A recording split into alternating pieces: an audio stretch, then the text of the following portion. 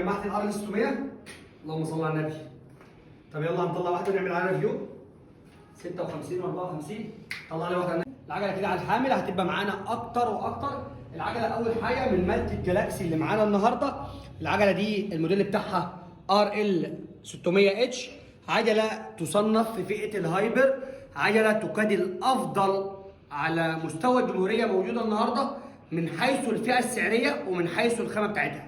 اول حاجه هنتكلم عن العجله كلها فول الومنيوم، ما فيهاش اي حاجه حديد خالص. اول حاجه هنتكلم معانا الطارات الاماميه، طاره محترمه جدا هرمي، نظام الشغل الاستيكر اللي معمول عليها بنظام الكربون. العجله اللي معانا الديزاين بتاعها مختلف خالص، والشغل بتاعها اللحام تحت الكرسي بيدي قوه ومتانه اقوى للفريم. الكابلات بتاعتها زي ما انتم شايفين كابلات داخليه انسيابيه شيك. الحاجه الثانيه في الكرنك 3 ترس برويل، حاجه محترمه. الكاسيت بتاعها من ماركه شيمانو، كاسيت طبعا 8 سبيد، حاجه محترمه جدا.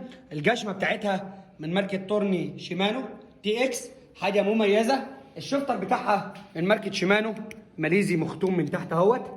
الحاجه اللي بنتكلم عنها برضو في الرقبه، عندنا الجدول بتاعها جزء الهاندي بار، الكرسي بتاعها تيش كويك كليرنس سهل الفتح. كمان هنتكلم عن حاجه مميزه جدا في العجله، وهو المساعد بتاعها. العجله نازله بمساعد، نظام اللوك بتاعها اهوت. المساعد ده من ماركه زوم، مساعد الومنيوم. كمان حتى الديزاين بتاعه محترم جدا، معمول مط، العجله كلها مط. الجشمه الاماميه من ماركه تورني شيمانو. نظام الفرامل بتاعها طبعا ديسكات، حاجه مميزه ومحترمه.